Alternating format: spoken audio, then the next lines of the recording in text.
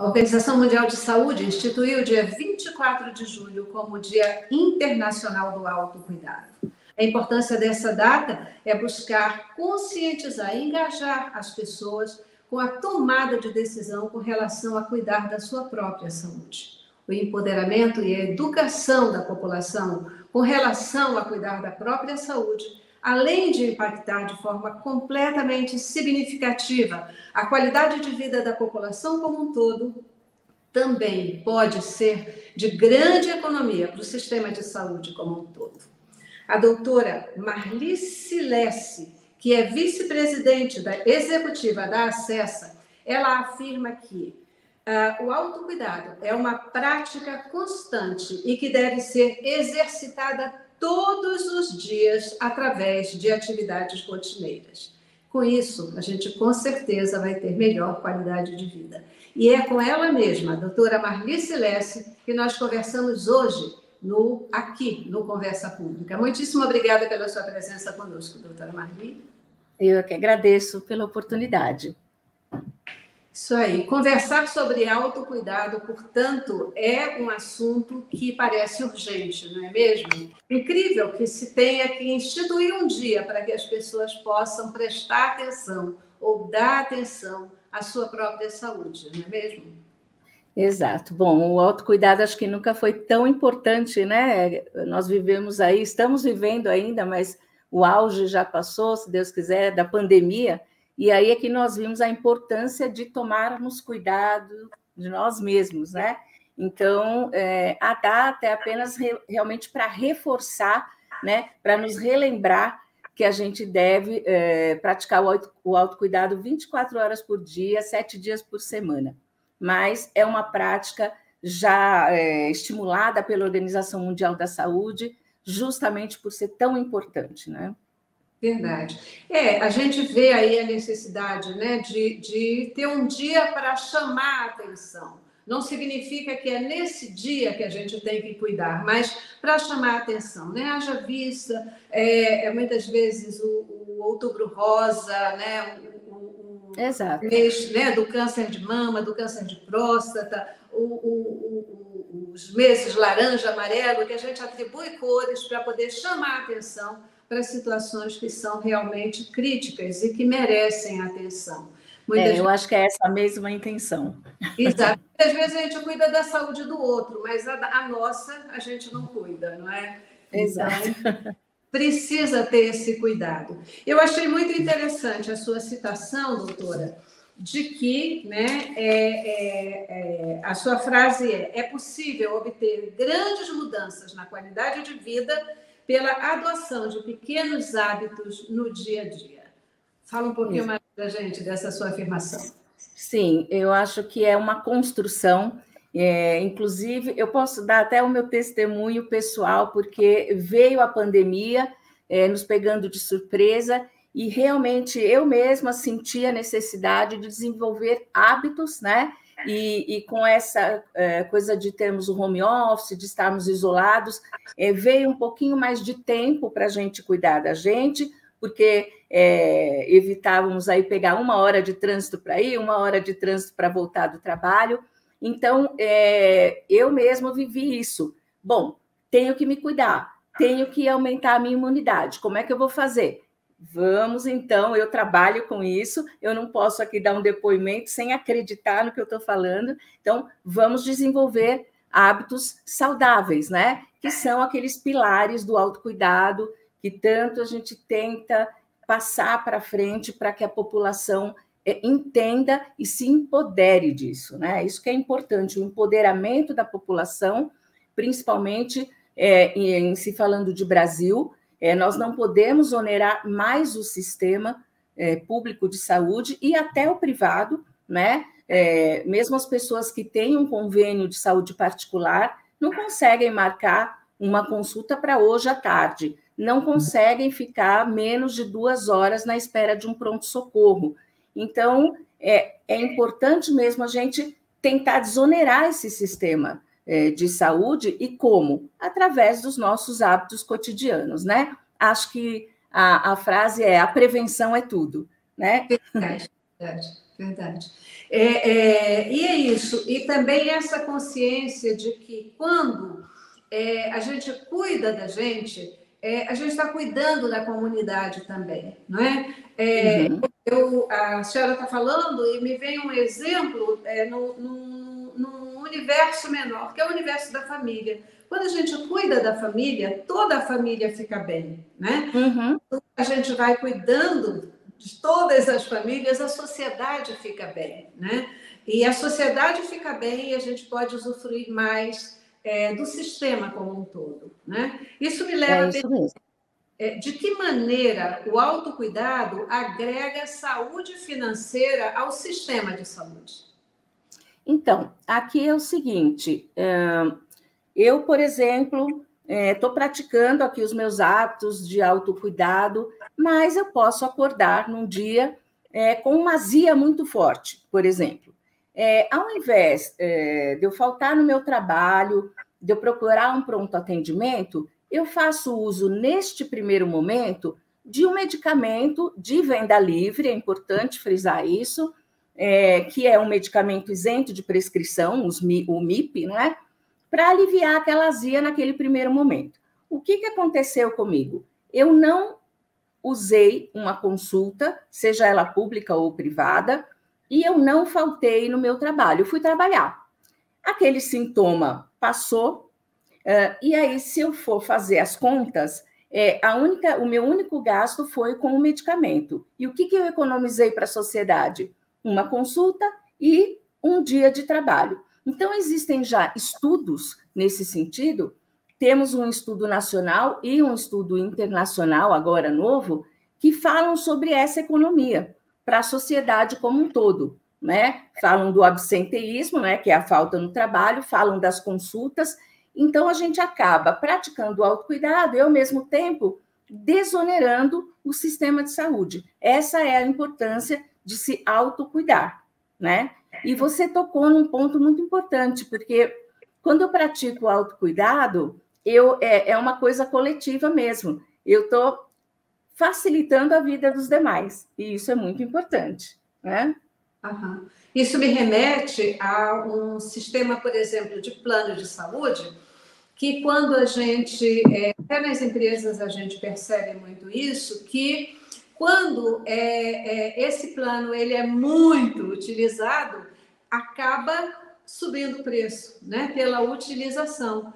Quando ele é menos utilizado, o preço ele fica mais acessível a todo mundo. Isso tem a ver com esse tipo de impacto que a senhora está salientando aqui, né? Com certeza. Melhor saúde, maior economia também. É isso mesmo. A gente tem que... você vê, eu não tenho os números aqui, mas os planos de saúde dizem que uma porcentagem enorme de pessoas não buscam os resultados dos exames, gente. Então, assim, é uma coisa maluca, porque você usou o plano, né? Muitas pessoas foram envolvidas ali ao você fazer um exame e tal, e você não foi buscar. Então, é um dado importante, porque é o que você falou. Eu não fui buscar o meu resultado, mas eu onerei todos aqueles associados, porque vai encarecer o plano em função dessas pessoas que não usam o plano de forma racional, de forma responsável, né? Então, olha como a sua ação individual vai influenciando a ação coletiva, né? O coletivo. Verdade. É isso mesmo. É isso. Hoje, aqui no Conversa Pública, nós estamos falando com a doutora Marlice Lesse, ela que é vice-presidente executiva da Acessa, e estamos falando sobre a importância do autocuidado, a importância de nós termos atenção para a nossa própria saúde. Doutora Marli, 2 anos de pandemia se passaram, né? Os números e os relatos sobre o declínio da saúde nesse período, a senhora já citou um pouquinho antes, mas eles são enormes, e a gente vê que isso acontece principalmente entre jovens e crianças. O que é possível fazer para reverter esse quadro? Eu acho que a gente tem que ir sempre mesmo na linha, pelo menos eu sou representante da Acessa, né? E nós temos essa missão. Então, empoderar o consumidor com boas informações sempre. Nós estamos numa época de fake news, E é uma missão da Acessa também evitar esse problema. Como evitar? Avisando a população, orientando a população a buscar fontes confiáveis de informação, né? Para que ela se empodere, e aí sim, não vai cair em qualquer armadilha, não. Ela vai estar bem informada e ela vai cuidar da sua saúde com uma responsabilidade maior, né? Então, por exemplo, quando você ouve falar de remédios milagrosos que vão ajudar você na imunidade, se você tiver empoderado, você vai primeiro buscar essa informação, se ela é verdadeira, se procede, para depois colocá-la em prática, se for o caso. Então, esse declínio, né, principalmente a gente ouviu muito falar, né, da saúde mental, né, que teve uma piora durante a pandemia. Óbvio, né, nós vivemos um cenário, pelo menos eu não tinha vivenciado isso ainda na minha vida, e eu acredito que muitos não tinham também. Então, foi um cenário, entre aspas, de terror, né? E junto a isso, você vê amigos, familiares, né, doentes, e até indo a óbito por causa dessa pandemia. É claro que a cabeça da gente, né, a saúde mental fica muito comprometida.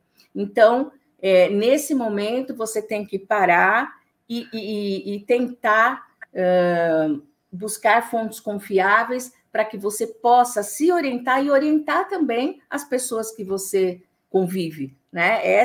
E a missão da Acessa é justamente essa: levar orientação para a sociedade sobre os pilares do autocuidado, e entre os pilares do autocuidado está justamente as boas informações. Boa informação é tudo, né? Principalmente em termos de propaganda boa, propaganda informativa, e o uso de medicamentos isentos de prescrição, que são aqueles medicamentos para o dia a dia, para sintomas corriqueiros, como uma dor de cabeça, uma azia, etc., mas ainda são medicamentos. Então, a nossa missão também é alertar a população para que faça um uso racional desses medicamentos, né? Uhum.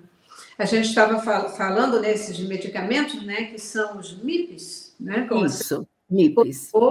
E eu queria que a senhora falasse um pouquinho mais sobre como esses medicamentos isentos de prescrição, eles podem beneficiar não apenas a nossa saúde, mas podem beneficiar o sistema como um todo, né? Porque também a gente ouve muito essa questão. Não, você não pode tomar remédio sem uma prescrição médica. Não tome remédio sem ouvir o seu médico, né? E agora a gente está dizendo, mas olha lá, tem os MIPs. Vamos traduzir o que é MIP. E o MIP pode sim ajudar você a se cuidar melhor e a ter um cuidado até mesmo preventivo. Fale um pouquinho sobre isso. Então, o MIP, né, é o medicamento isento de prescrição, e ele não é isento à toa, né? A autoridade reguladora define alguns medicamentos como isentos de prescrição justamente em função do seu alto nível de segurança. Ou seja, o medicamento isento, em algum momento da vida dele, ele já foi de prescrição. Nenhum medicamento nasce sem prescrição. Então, ele já foi testado, sabemos que ele é seguro para o autosserviço, porque o MIP tem o autosserviço. Eu vou lá na farmácia, eu não preciso de uma prescrição, eu pego o meu MIP na gôndola e acabou. Só que isso traz uma responsabilidade também para quem faz isso. Então, o que a gente tem que gravar aqui? A diferença quando a gente fala de automedicação. Existe muita confusão em volta desse tema, né? Todo mundo fala, o brasileiro pratica automedicação à torto e direito. Não, talvez essas pessoas estejam falando de outra coisa, que é a autoprescrição. O que é a autoprescrição? Um vizinho, uma tia minha, ou eu leio na internet, que tal medicamento vai ser bom para mim? Eu vou lá na farmácia, por um motivo qualquer, eu consigo comprá-lo sem a receita. Porém, ele é um medicamento de prescrição. Ele tem uma tarja vermelha na embalagem dele. E eu faço uso por conta própria. Essa é uma prática danosa. Por quê? Porque ele é um medicamento de prescrição e eu estou tomando por conta própria. Então, a gente tem que ter isso muito claro. o que é o ideal? A automedicação. A automedicação inclui o uso de medicamentos isentos de prescrição e com responsabilidade. Ou seja, aqui na Acessa a gente até brinca que isso é um mantra, né? Ou seja, eu vou tomar um MIP? Sim, mas se persistirem os sintomas, o médico deve ser consultado. Né? O MIP ele é feito para períodos curtos de tempo. Eu não posso tomar um analgésico 2 meses seguidos, com a dor de cabeça por 2 meses e não procurar o médico. Então, inclui uma responsabilidade de procurar o médico se persistir os sintomas. É isso. Verdade. E isso que a senhora comentou de que o meu irmão, o meu pai, o meu amigo tomou o remédio, então eu posso tomar também, é um risco altíssimo, né? Porque muitas vezes você não vai estar levando em conta algumas características, ou eu vou dizer até enfermidades ou patologias que aquela outra pessoa pode ter. Exato. Né? Ou que você tem, aquela outra pessoa não tem, e que aquilo pode ser, então, altamente prejudicial. Né? Altamente prejudicial, você falou certo. Né? É uma prática que traz riscos, sim. Né? O medicamento de prescrição, ele exige uma supervisão médica. Né? A partir do momento que eu fui lá e tomei por conta própria, eu já estou correndo riscos. Né? Então, nós queremos propagar os benefícios da automedicação, mas tem que ser muito bem entendido. É o uso de medicamento sem prescrição. E aí a gente fala dos benefícios, né, Celeste? Por exemplo, eu comentei há pouco sobre estudos que demonstram a economia dos medicamentos isentos para o sistema. Nós temos um estudo no Brasil, ele é de 2017, que ele chegou à conclusão que a cada R$1 gasto com um MIP, eu economizo R$7 para a sociedade.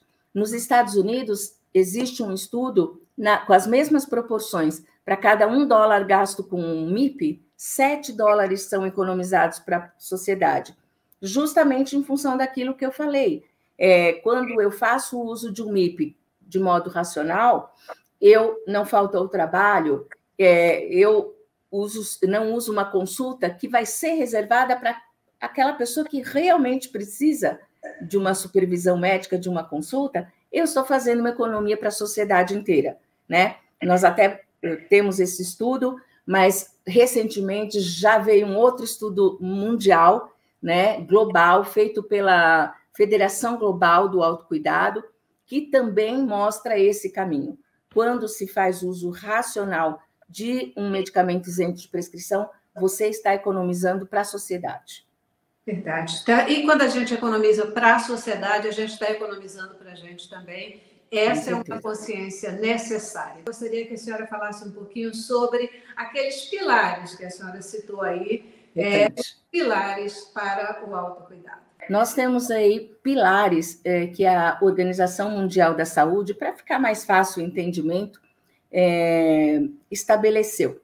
Então, nós começamos pelo uso racional de produtos e serviços, e aqui nós estamos falando dos medicamentos isentos de prescrição também. Então, eles já falamos aí durante a entrevista, né, dos benefícios, né, que os MIPs trazem com seu uso racional. E aí nós passamos para o que é importante também como autocuidado. Uma boa alimentação, uma alimentação balanceada, a prática de exercícios físicos, né?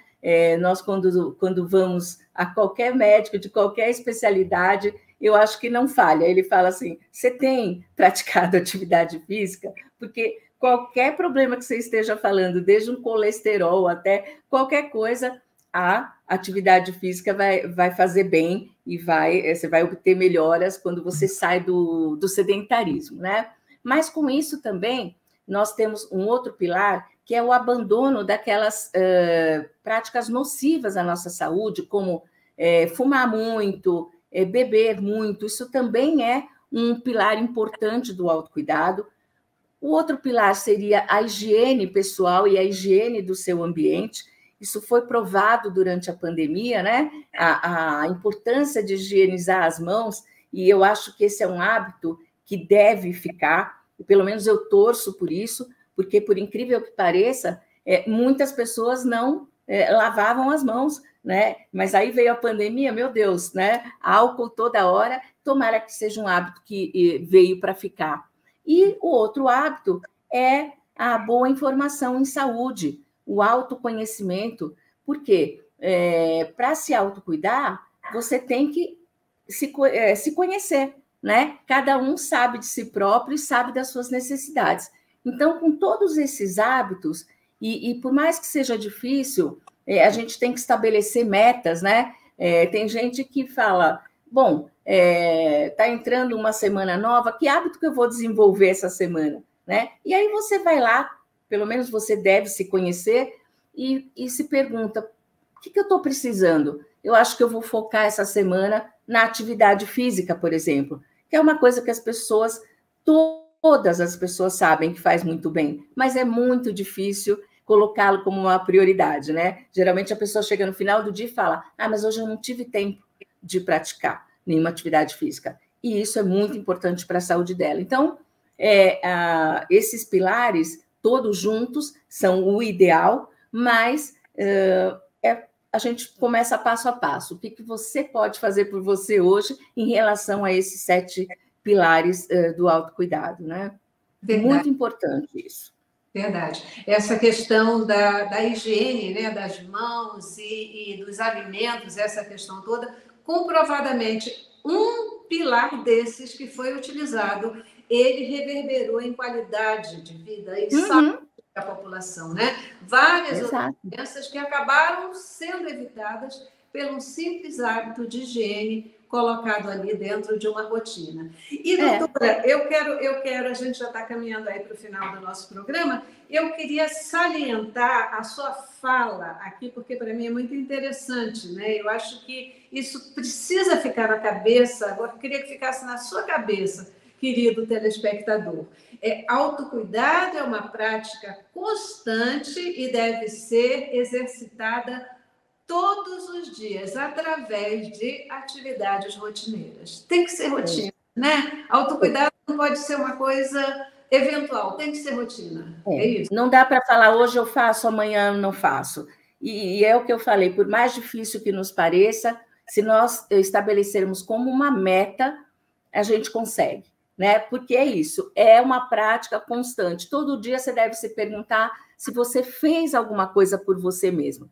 Que é o que você comentou, quando a gente faz alguma coisa por nós mesmos, nós estamos influenciando todo o nosso ambiente, a nossa família, a comunidade, é uma coisa muito importante para a sociedade. Perfeito. A senhora tem alguma dica para deixar para a gente de como desenvolver hábitos saudáveis? Essa pergunta, né? Hoje, o que eu fiz por mim hoje? Isso é um primeiro passo? Tem alguma outra dica para ajudar a criar rotina?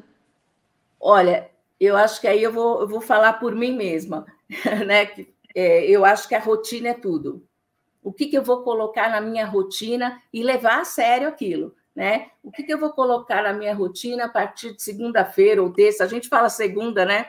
Por costume, mas ir todos os dias tentando praticar um hábito novo, um hábito saudável. Com certeza, eu falo isso como, assim, falando por mim, você vai conseguir, se você colocar como uma meta. É muito importante isso. Colocar na sua rotina. Acho que essa é a dica. Perfeito. Muito obrigada, doutora Marli, pela sua presença e participação aqui conosco no dia de hoje, trazendo informações assim preciosas. Obrigada mesmo pela sua presença. Eu que agradeço, viu? Um abraço a todos os seus telespectadores. Obrigada a você também que participou com a gente. E olha, como diz a Organização Mundial da Saúde, né? Tomada de decisão. Você precisa decidir que você vai cuidar de você mesmo. Obrigada pela sua participação conosco.